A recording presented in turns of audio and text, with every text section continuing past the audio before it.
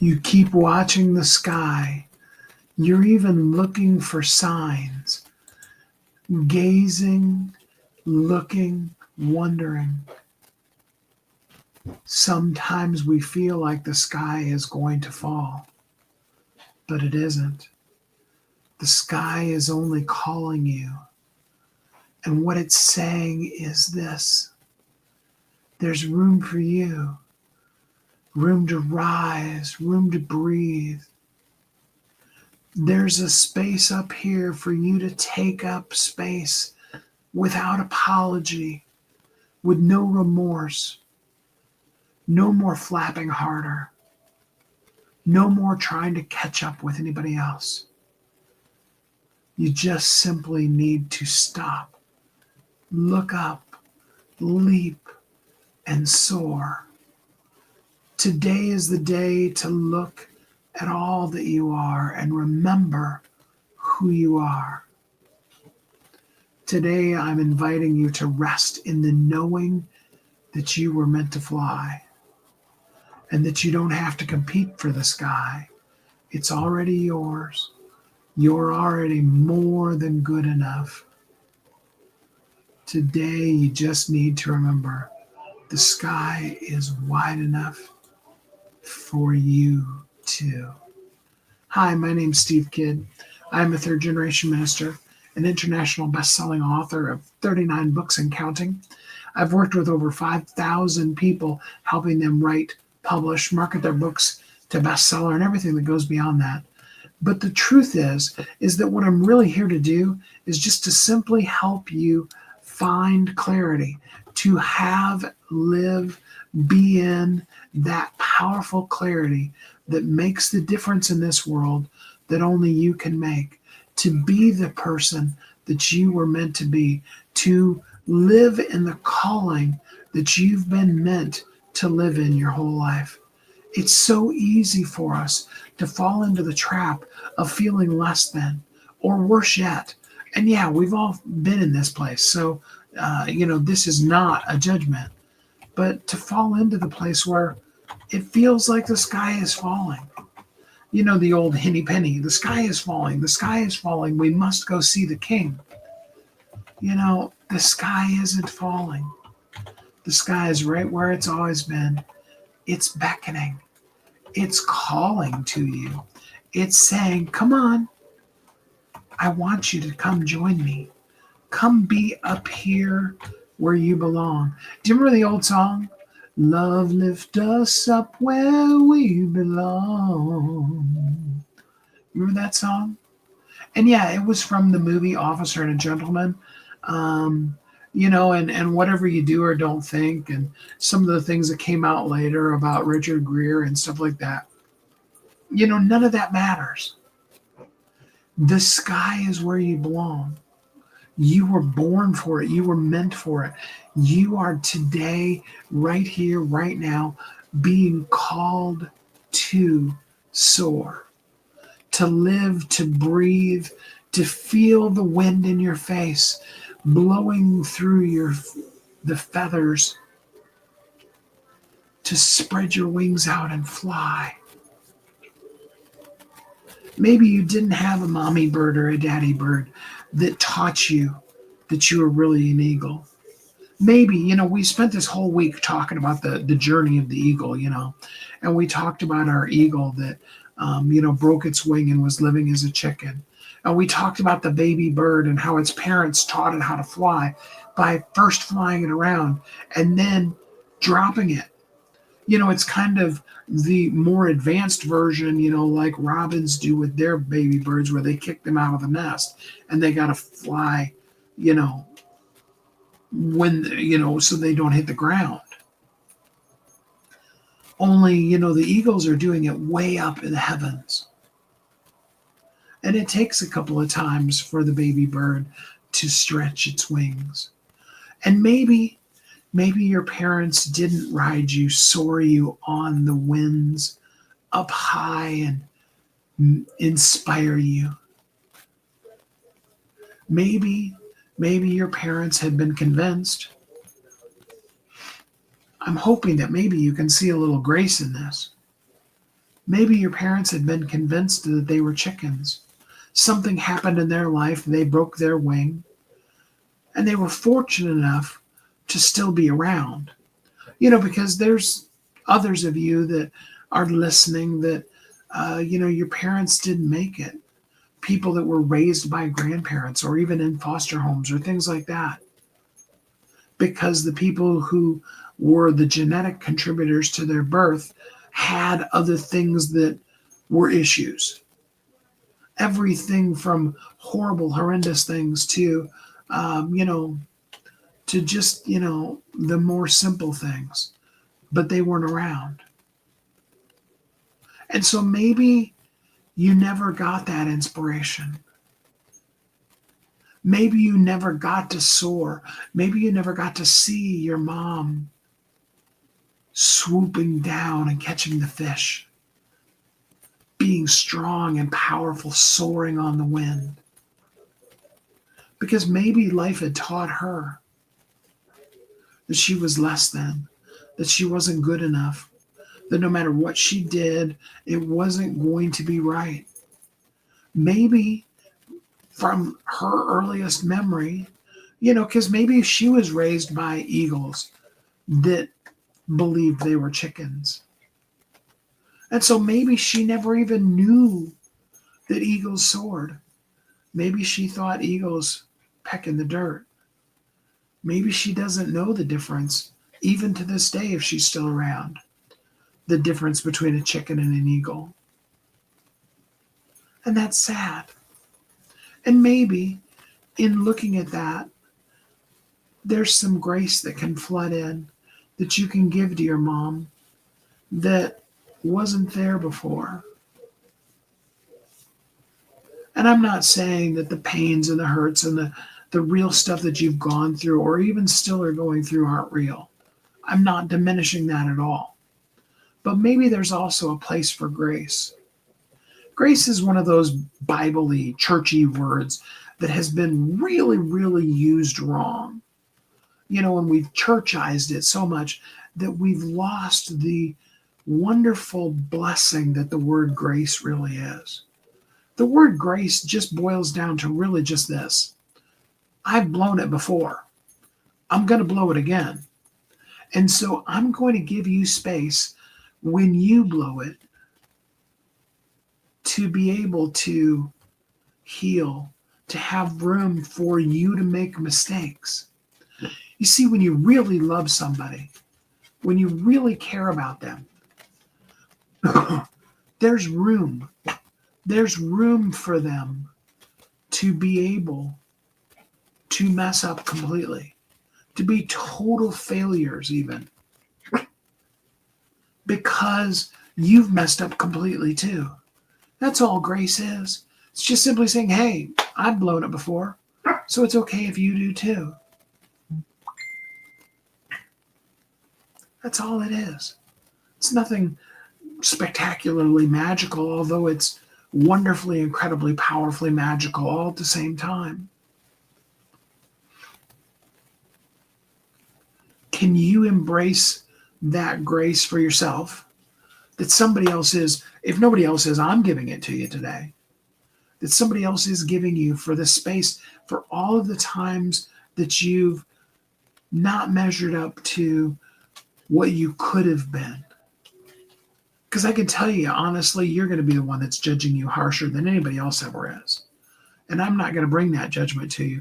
I'm going to bring this grace to you, this open spot for you to be able to feel that nurturing safety, to let it come rushing into your life. You need that. And then you can pass it on. Often it is our parents that is the first place we have to do that, or our siblings, our immediate family, to give the grace for them having had a life and having totally blown it. And we give them that space. So you can show up there and you can see now The reason why your mom, your dad, your grandparent, your foster parent, whomever, your brothers, your sisters, whatever, the reason why you never saw them soaring is because they never knew they could. They had never experienced the wind in their face. They've been told their whole life they were chickens too. And so they couldn't tell you anything but that you were a chicken because they didn't know any different. They didn't know any better.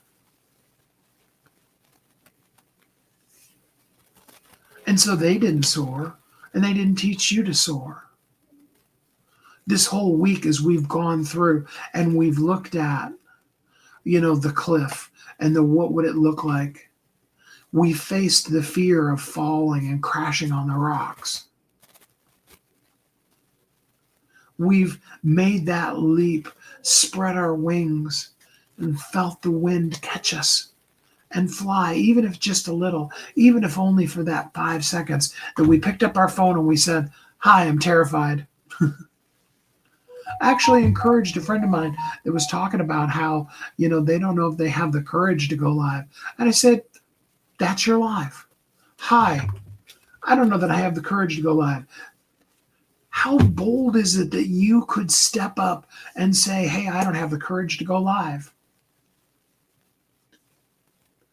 If you want to get really extra bold with that, and I'm not saying that if you make that massive step that you need to go further than that, that's amazing, okay? But if you want to go further than that, you could say, "I don't even know what to say." Or if I did go live, what would you want me to talk about? Any of those kind of things.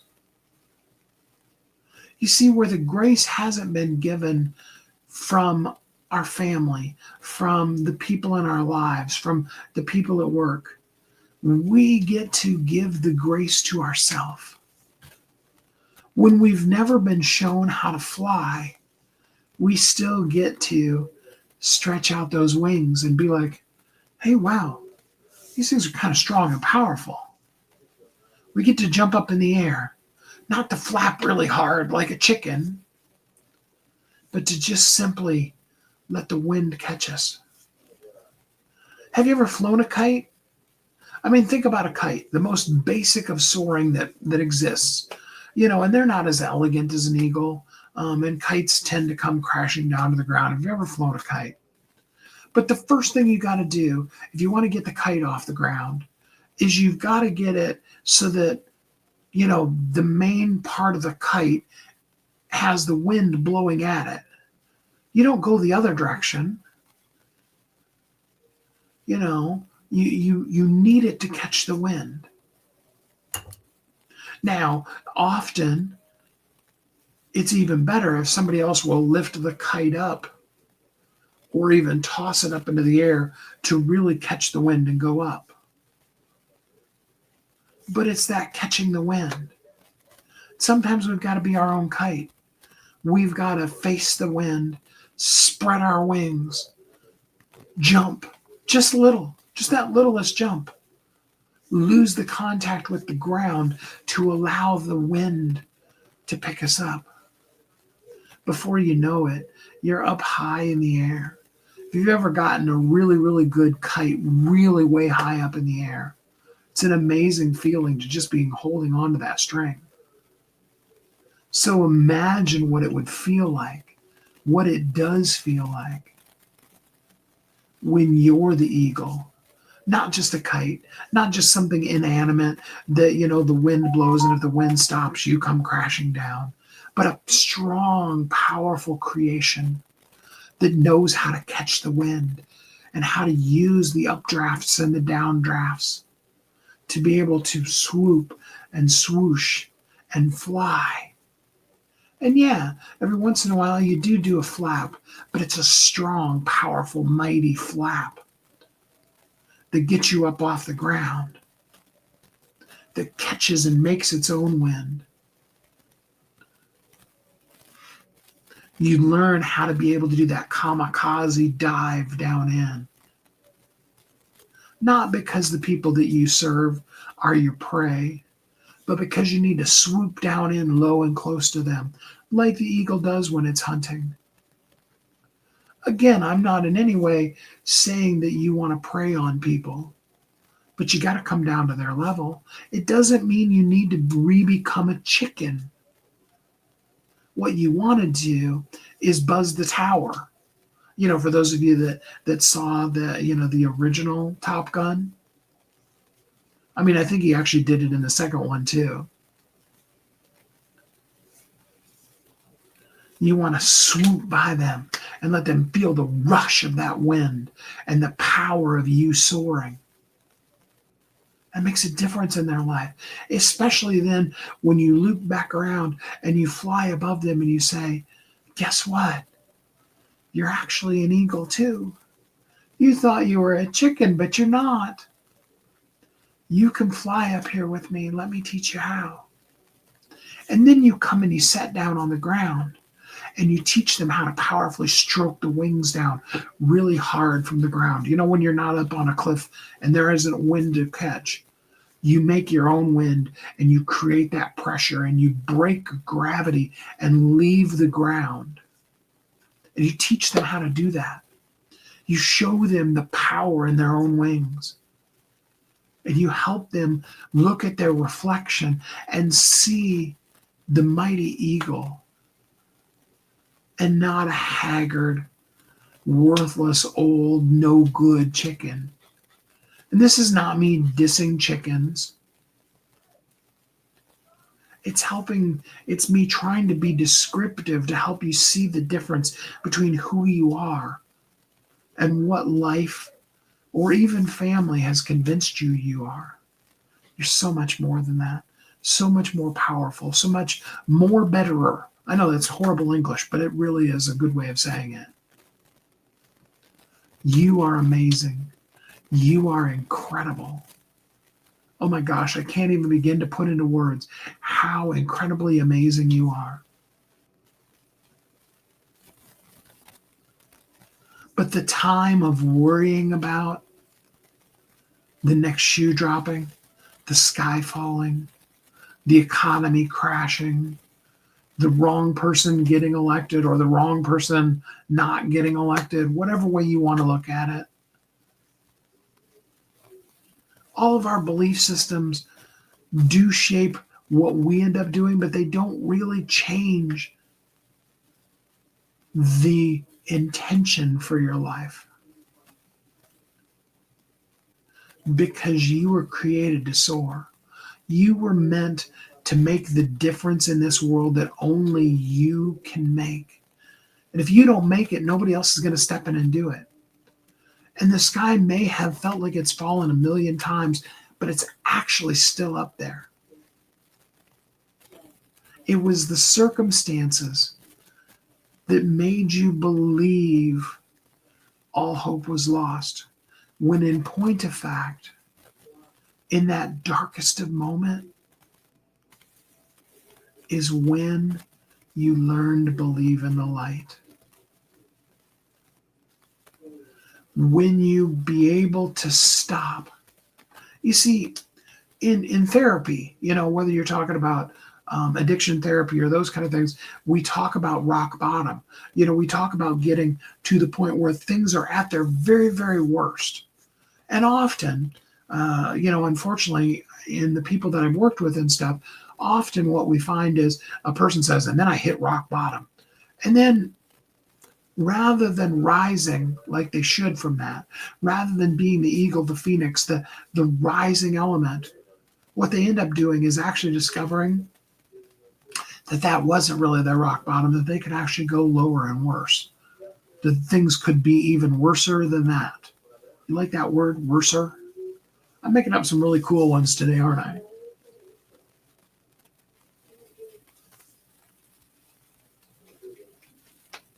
You're meant for so much.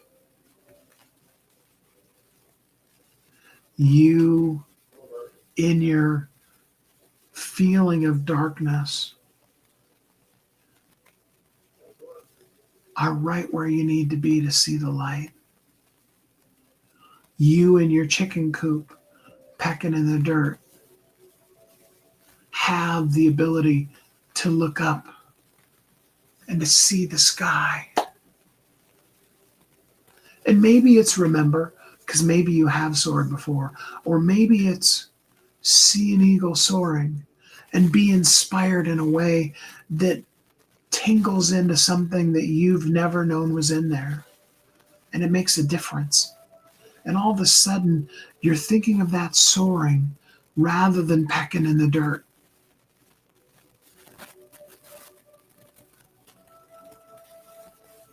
The sky is calling you.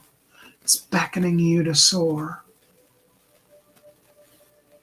The light is shining into your darkness and is showing you that no matter what you were taught, no matter whether you were shown how powerful your wings were, or you were told you'd never amount to anything, that you're the amazingly powerful, fiery phoenix, the eagle soaring on high above. You are incredible. And if you've never heard that before, or even if you have, let me say it to you again. You are incredible. I celebrate you. ChatGPT keeps nagging me that I need to be better at dropping more breadcrumbs along the time when I'm talking. Most of these times when I'm on, I'm not even thinking about it, just thinking about wanting to reach to you and tell you how cool you are. But if you're ready to soar, if you're ready to rise, put the word rise in the comments, and it's time to rise. And if you're ready to get clear, if you still perceive yourself as a chicken, if you still feel like you're in the dark, if it still feels like the sky is or might fall, we need to talk. Clarity is powerful. I need to help you read the label on the outside of your jar, hold the mirror up to you, and show you who you are. Drop the word clarity. If you're too scared to acknowledge it out loud, DM me the word clarity. Let's help you get clear. Now, before we go, we talked about it a little bit, but let's be real specific with it. Pick up your phone. You're going to go live. You're going to simply say this. The sky's not falling. The sky is calling. And I'm going to soar. Make that commitment. Make it today. And if you can't do all the rest of it, if all you do is pick up your phone and just say, today I choose to soar. Just that. Today I choose to soar. Today I choose to fly. Okay? Just say that. Today I choose to soar. That's about 3 seconds. Maybe 5. If you say it really slow and articulately, today I choose to soar. I wish I had a stopwatch on it so I could tell you how many seconds that was. That was maybe 5 seconds. Say it. Do it. Doesn't matter whether anybody in your family has ever shown you how to soar. Today, I choose to soar. And if you can't make that choice powerfully, if you can't pick up that phone, all the more reason why you need to absolutely right now type the word clarity. DM me the word clarity. We need to talk. I'm not going to charge you anything for this first session. I'm going to meet with you and see what's going on. I want to help you soar. I'm here for you. You're amazingly incredible, and you are needed in this world. Thanks for being you. Thanks for taking the leap. I hope right now you feel happy, safe, warm, and loved, that you will soar. And then until we're together again next time, which is tomorrow, that you have a great week.